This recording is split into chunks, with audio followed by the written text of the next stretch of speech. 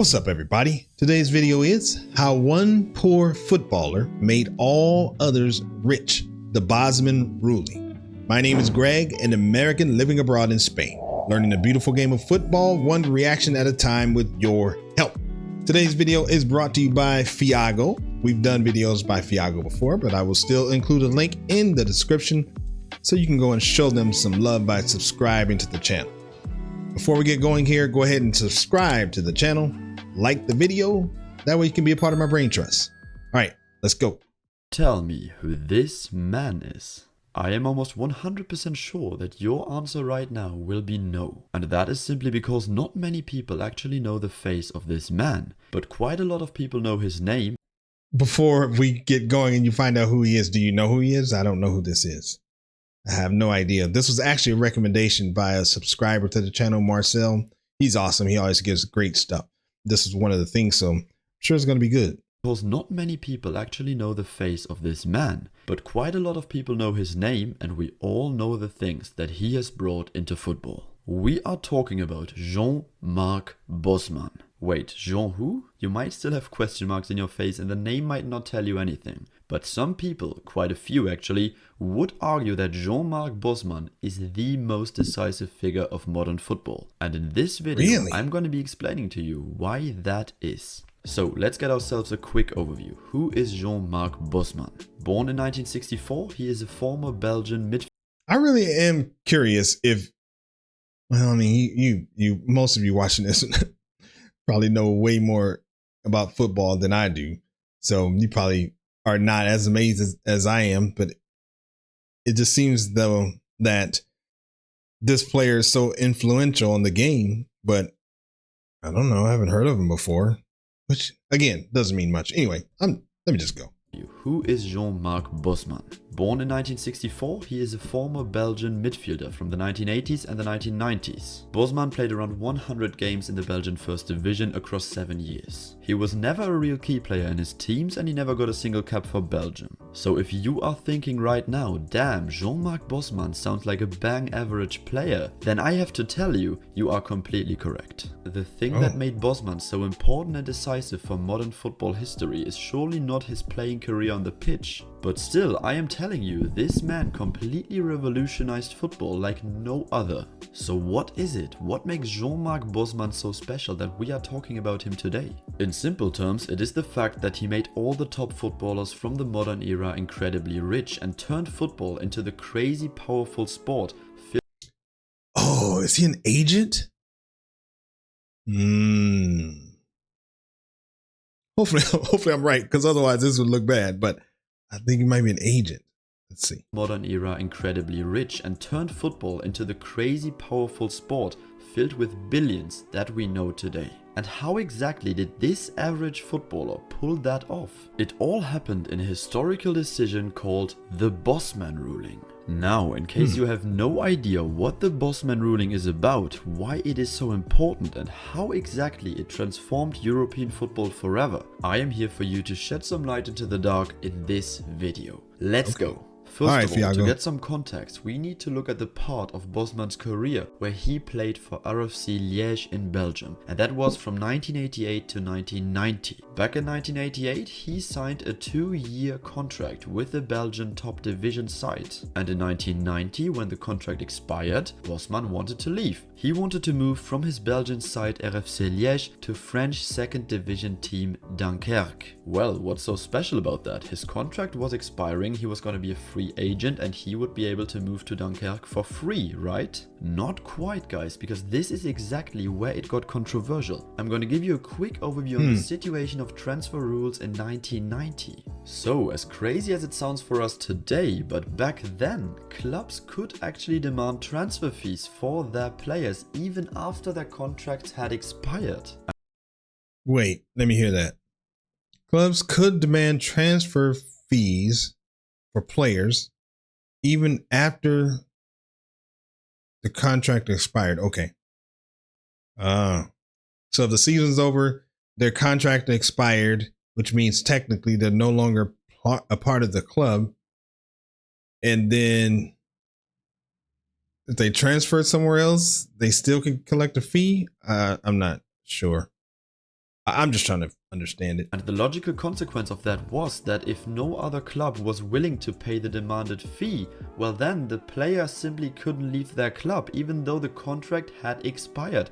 I know it makes zero sense, but that is how it was. So then the player basically only had two options left. He could either sign a new contract with his club or just stop playing football. Now usually clubs could find agreements between each other, but due to this strange rule it still happened sometimes that a player was forced to stay at his club even though his contract was over. Well, and you can imagine that this is exactly what happened here. RFC Liège did not want to let Jean-Marc Bosman go to Dunkirk, so they simply demanded a highly exaggerated fee of around $800,000 for Dunkirk to pay to sign Jean-Marc Bosman. And back in 1990 this was quite a lot for a second division side to pay, and obviously Dunkirk were not willing to pay that, so the negotiations broke down. Jean-Marc Bosman could not move away from Liège. But the Belgian midfielder didn't want to accept this decision, so as a reaction his club, or former club, degraded him to the reserve team and even cut his wages by 75% to only $200 per week. So Bosman had just gone from an average but still professional player in the Belgian top division that he could fully live off to a part-time footballer earning only $800 per month. And even though other professional clubs would have liked to pick him up, he was not able and not allowed to leave this current club. But the good news, Jean-Marc Bosman did not give up, and instead he decided to take legal action. Bosman went to court and decided to sue his club RFC Liège, the Belgian Football Association, and even the whole UEFA. He demanded a change of the old rules and he wanted to be able to choose freely where he would play after his contract had expired with his former club, a thing that we consider natural nowadays. Right. So he wanted to become a free agent, which I don't blame him. That's crazy. If your contract expired, more than likely, you couldn't come to an agreement on the terms of the contract, I'm guessing. So maybe the team didn't want you, and then you forced to stay with them.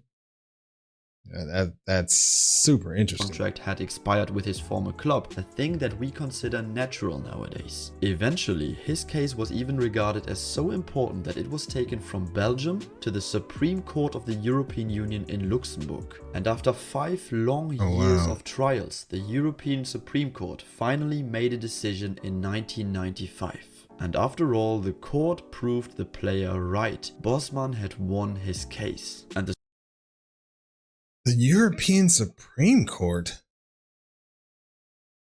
for football?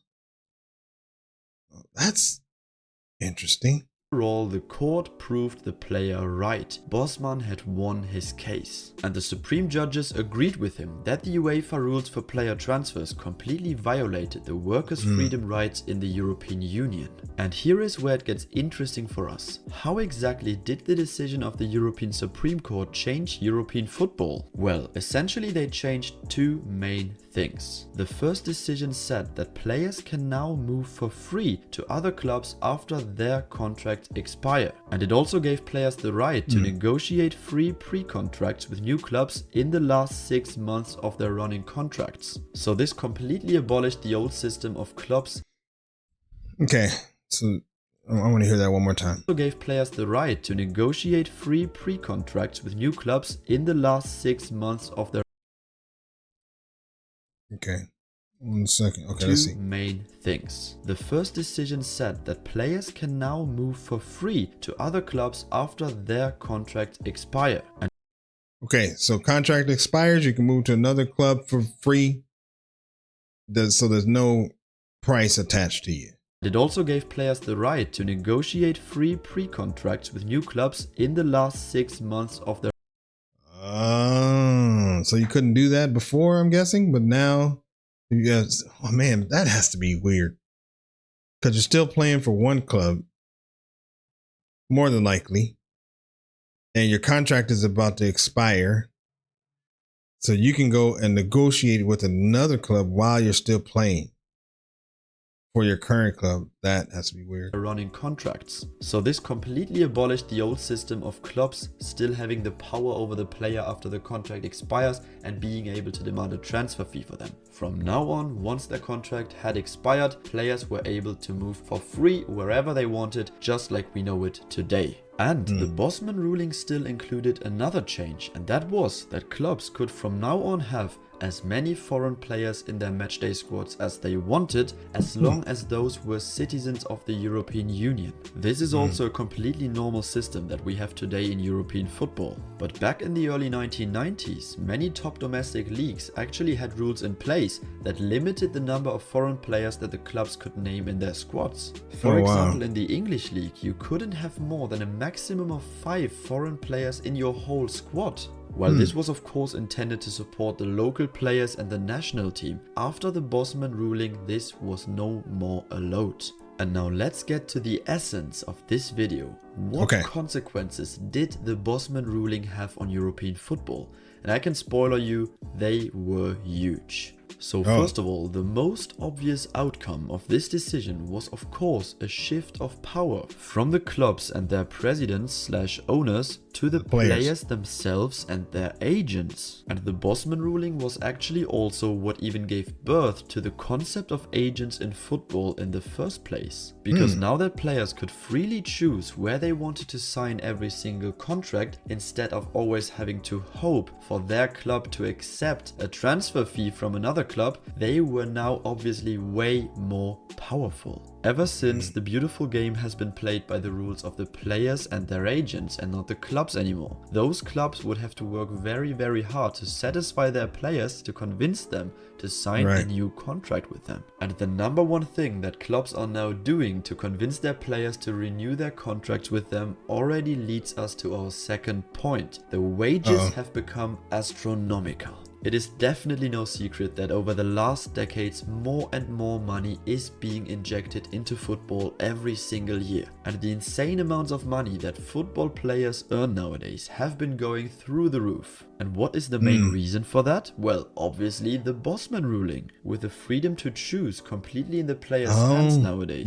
Those clubs that want to attract the best players and also want to make them stay long term obviously have to pay them way higher wages, because otherwise they would just go somewhere else. And this has led to the astronomical rise of wages in football. Let's just take the English Premier League as a good example here. In 1992, a mad record was broken in English football. Liverpool's John Barnes became the first ever player to earn £10,000 a week. Now that made him the highest paid player in the debut season of the Premier League 1992-1993, and that was also before the Bosman ruling had gone through. So let's go a few years ahead in time, 9 years to be precise, because in 2001 Arsenal lured Sol Campbell away from their city rivals Tottenham by offering him a record-breaking contract of £100,000 per week, and that made him the first ever player in English football to earn this amount of money. And you can already see the effect of the Bosman ruling here. Within only 9 years, the money that Premier League players earned multiplied by 10. And as we all know, this was not going to be the end, because nowadays the highest paid Premier League player is Gareth Bale with a weekly wage of £600,000 split between Real Madrid and Tottenham.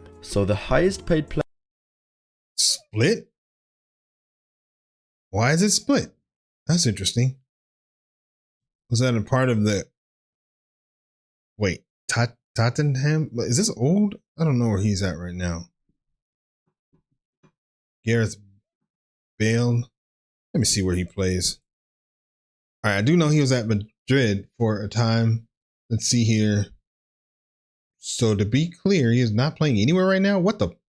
Hold on, let me see. Gareth Bale is not currently playing professionally. He officially retired from football on January 9th of 2023. His last club was Los Angeles FC in the MLS, where he played for the 2022 season before hanging up his boots. Oh, I didn't know that.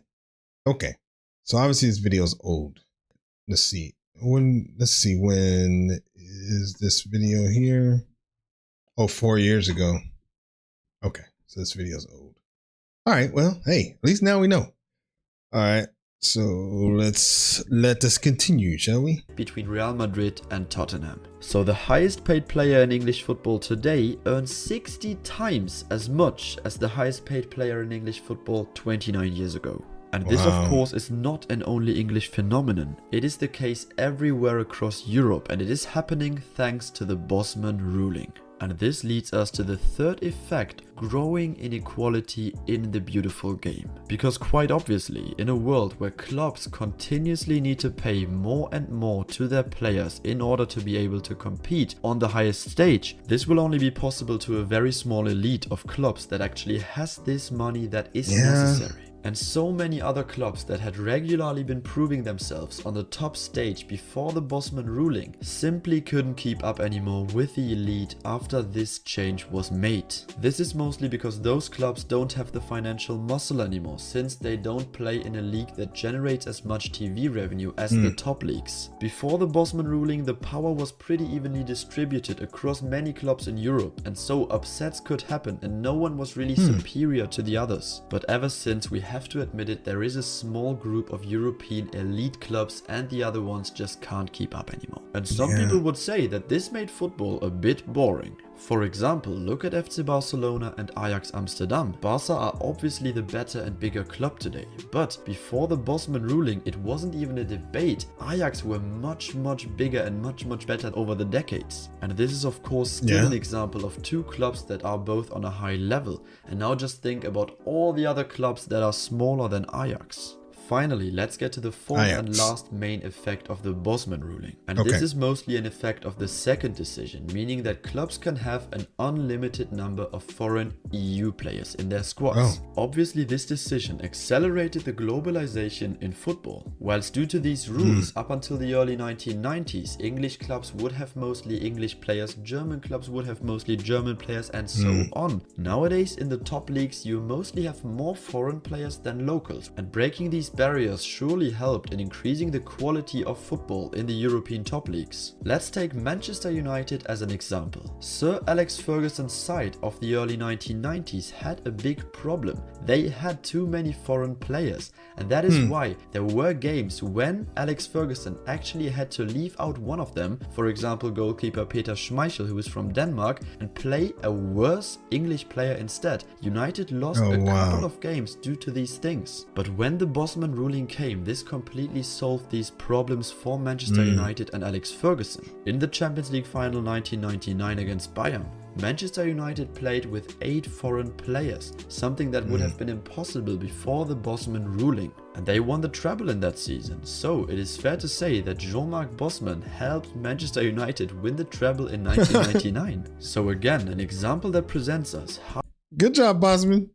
You did some good things. United win the treble in 1999. So again, an example that presents us how revolutionary the Bosman ruling really was. I just wanted my rights back to play football again. That is what Jean-Marc Bosman said. Well, instead, he turned the world of football upside down. And now, of course, the big question remains, what happened to Jean-Marc Bosman himself? Did it help his own career, and did he also massively benefit from it, just like all the other players? Well, Jean-Marc Bosman retired in 1996, but it has to be said that after he went to court in 1990, he was basically the scapegoat of all clubs in European football. Basically, no professional club in Europe wanted to sign him anymore, as he was seen as the bad guy who tried to take the club's rights away. And yeah, I could see that. And they probably might be thinking that, you know, they don't want to bring him on because he might try to sue them or something. Dang. Anymore, as he was seen as the bad guy who tried to take the club's rights away. And so, even though the Belgian court had already allowed him to leave his club in 1990 in a special decision, he would never play in the top division ever again in the last 6 years of his career. And even though eventually in 1998, 8 years after he started the trials, he would receive a compensation payment of 780,000 euros, Jean-Marc Bosman would later go bankrupt and now lives on welfare plus some support from the player union FIFPro. What the hell?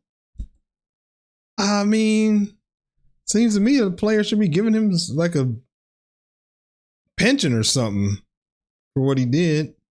lives on welfare plus some support from the player union FIF Pro. Yep, Jean-Marc Bosman, the man who made all the good footballers that we know today multi-millionaires, himself lives in a small town in Belgium close to poverty. And here is what Bosman says himself. In hindsight, the ruling destroyed my career and my private life. Love, quality of life, happiness, all gone. It cost me too much. Oh, man. In my opinion, this is just about as ironic as it gets. This is the man who made it possible in the first place for hundreds of players that we idolize today to earn millions and millions every single year. But still, he himself is living as a random anonymous guy with barely any money that nobody really cares about. For me, this is a story that is on the one hand super interesting, but on the other hand extremely shocking. Either way, it deserves to be told because it revolutionized modern football. So now you know about Jean-Marc Bosman, the Bosman Ruling. And of course, I want to know, do you guys think that the Bosman Ruling was a good or a bad decision for European football? Let me know down in the comments if and why you believe that this decision was positive or negative for the beautiful game in Europe. I am hyped for a good debate as always, and of course, if you enjoy football history stories like these on my channel and want to see more of them, feel free to leave a like on the video, I would appreciate it. I will see you guys next week, take care, Fiago's out, peace. I mean, what do you think? Do you think it was good or bad for football? Dang. I would say it was good because, you know, it allowed the players to, I don't know, man, that's a tough one. I think it's good because the players deserve to benefit from the influx of money into the league, because if it didn't change, then the owners would just be making more and more and more and more, and the players wouldn't. I don't know. That's kind of what I think. So, and it's not their fault that the league kind of went the way that it did, and because the owners have to decide to give players that much, and there's, you know, they've been allowing money to come in. I don't know. That's just kind of what I'm thinking. So that was super interesting. Now I know what the Bosman ruling is, and if you didn't know and you're watching this, now you know. All right, before we get out of here, go ahead and subscribe to the channel, like the video, and as always, thank you for stopping by, and we will see you on the next video. Peace.